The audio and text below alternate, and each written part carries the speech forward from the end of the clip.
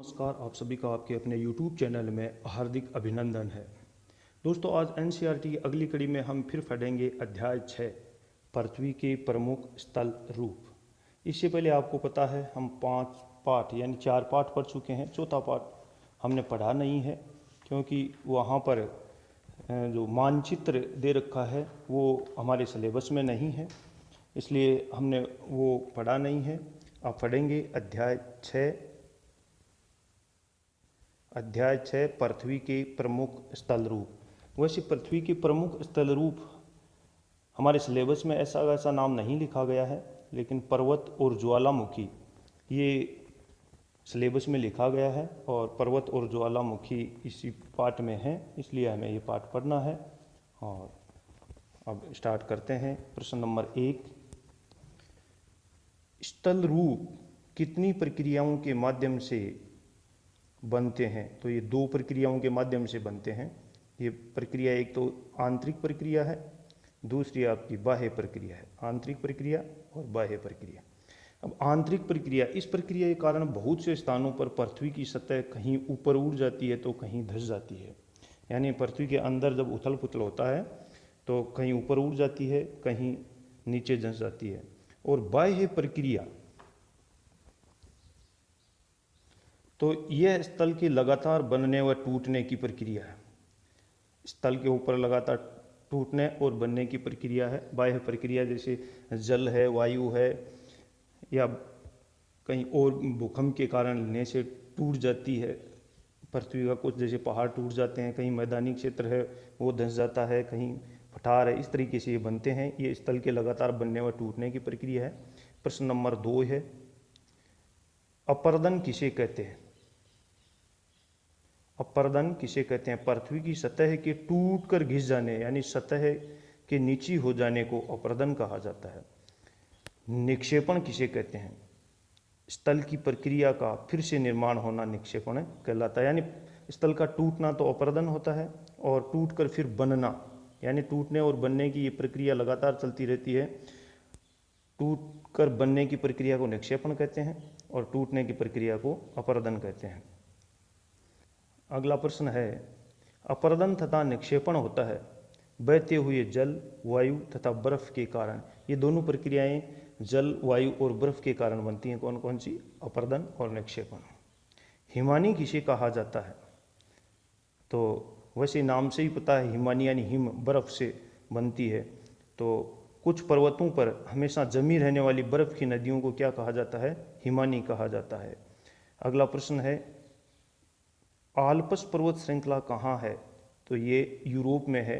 तो आपको यहाँ एक प्रश्न छोड़ रहा हूँ कि यूराल पर्वत कहाँ है तथा एंडीज पर्वतमाला कहाँ है? यूराल और एंडीज, यूराल और एंडीज पर्वतमाला कहाँ है, ये आपको कमेंट बॉक्स में उत्तर देना है, क्योंकि ये पिछले पार्ट में हम पढ़ चुके हैं दोनों को। कितना का आपको याद रहता है? अगला प्रश्न है, पर्वत कितने प्रकार के होते हैं? तो ये 3 प्रकार के होते हैं, वलित पर्वत, ब्रंशोथ पर्वत तथा ज्वालामुखी पर्वत। दोस्तों, यदि आप चैनल पर नए हो तो चैनल को सब्सक्राइब जरूर करें और यदि वीडियो अच्छा लगे तो लाइक करें। प्रश्न नंबर 8 है, हिमालय तथा आल्प्स वलित पर्वतों का आकार कैसा है? आल्प्स पर्वतमाला आपको पता है यूरोप में है, हिमालय एशिया हमारे भारत में है। तो इनका आकार कैसा है? सतह उबड़ खाबड़ है तथा शिखर है वो शंकुआकार है। तो विश्व की सबसे, प्रश्न नंबर 9 यहाँ लगना चाहिए था, यह नीचे लगा है। विश्व की सबसे प्राचीन वलित पर्वत श्रृंखला कौन सी है? अरावली। तो हमारे यहाँ भारत में सबसे प्राचीन पर्वत श्रृंखला भी भारत में है, अरावली, और सबसे नवीन पर्वतमाला है हिमालय, जो भी भारत में है। प्रश्न नंबर 10 है, किस प्रक्रिया के कारण अरावली पर्वतमाला घिस गई है? तो ये अपरदन के कारण घसी है। अगला प्रश्न है, अमेरिका के अल्सेशियन तथा रूस के यूराल पर्वत कैसे दिखाई देते हैं? जैसे हिमालय और आल्प्स कैसे दिखाई देते हैं? शंकुआकार में। तो ये दिखाई देते हैं गोलाकार में। कौन कौन से? अमेरिका का अल्सेशियन तथा रूस का यूराल, जो यूरोप महाद्वीप में है।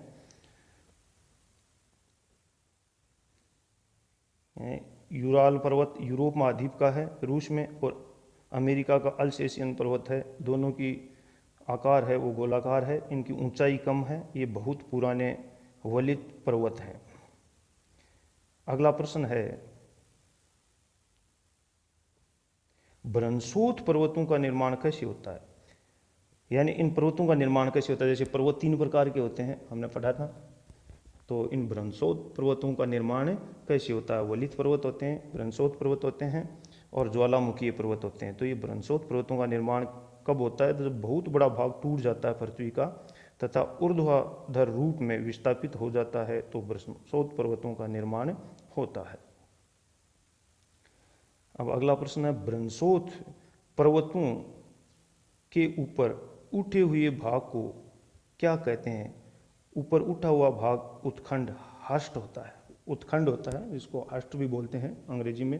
तो यानी ब्रंसोत पर्वतों के 2 भाग बन जाते हैं, एक ऊपर उठ जाता है, एक नीचे धंस जाता है। तो ऊपर उठे हुए भाग को तो उत्खंड कहते हैं और नीचे दबे हुए भाग को द्रोणिका कहते हैं।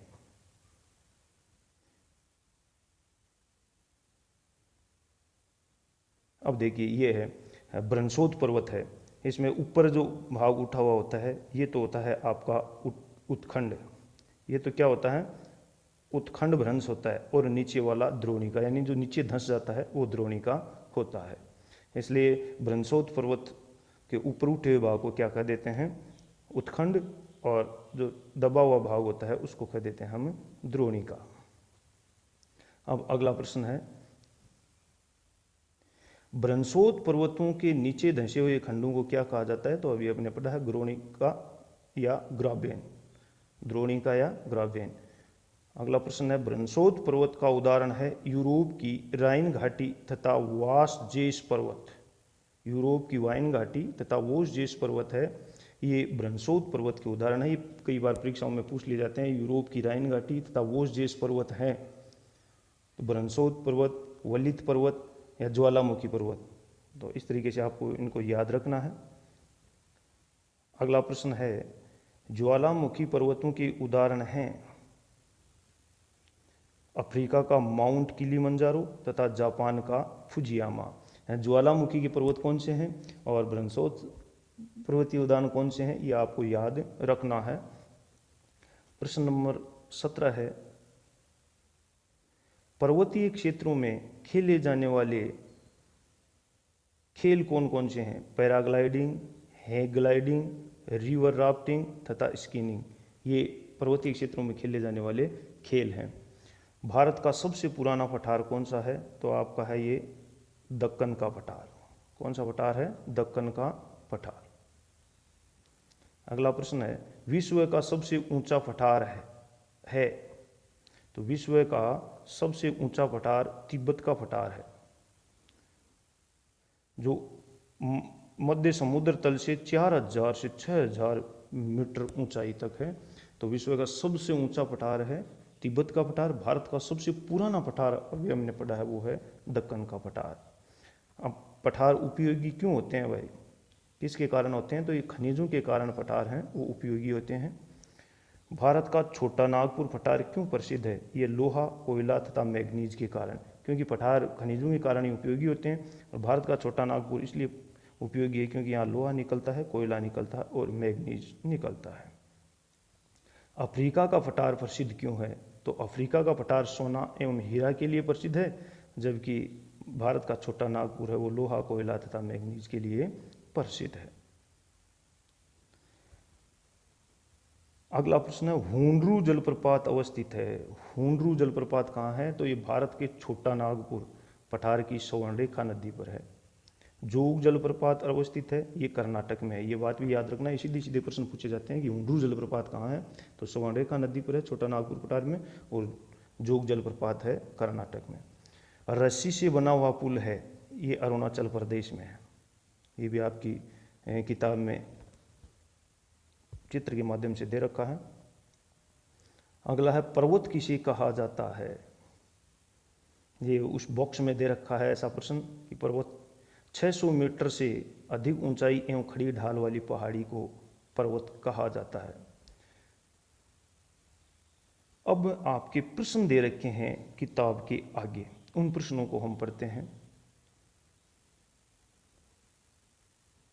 क्योंकि कई बार क्या है कि सीधे सीधे प्रश्न उठा लेते हैं किताब के जो अंत में, जो आपके पाठ के अंत में प्रश्न दिए जाते हैं, और अब हम जांच भी कर लेते हैं कि हमने वीडियो में कितना क्या पढ़ा है। तो पर्वत पठार से भिन्न होते हैं, ये जो से है वही, पर्वत पठार से भिन्न होते हैं ऊंचाई में या ढाल में या फिर अभिमुखता में, कौन से में होते हैं? तो आपको पता है ढाल पर्वतों पर होती है, पठार पर नहीं होती। और ऊंचाई ऊंचाई तो पठार भी ऊंचे ही होते हैं पृथ्वी से उठकर, और पर्वत भी होते हैं। अभिमुखता, अभिमुखता केवल पर्वत यानी नीचे से देखने पर, यानी पठार को भी देखा जा सकता है, पर्वत को भी देखा जा सकता है, लेकिन ढाल सबसे ज़्यादा पर्वतों पर होती है, इसलिए ये भिन्न होते हैं ढाल के कारण। तो उत्तर वैसा ही है।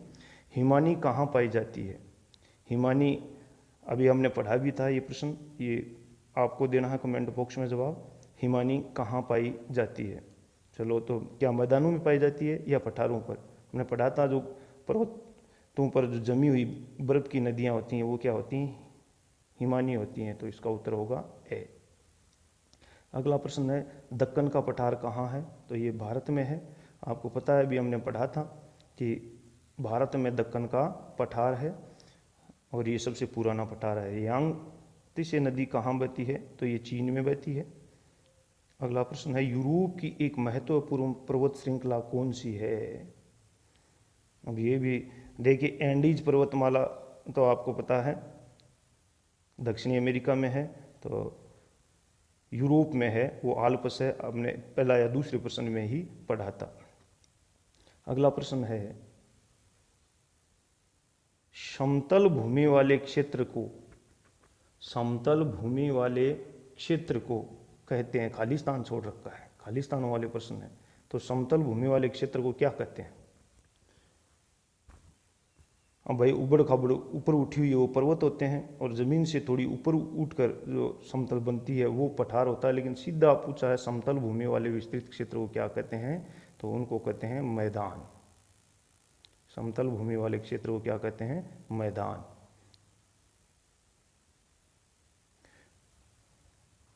अगला, हिमालय एवं आल्प्स पर्वतों के उदाहरण हैं।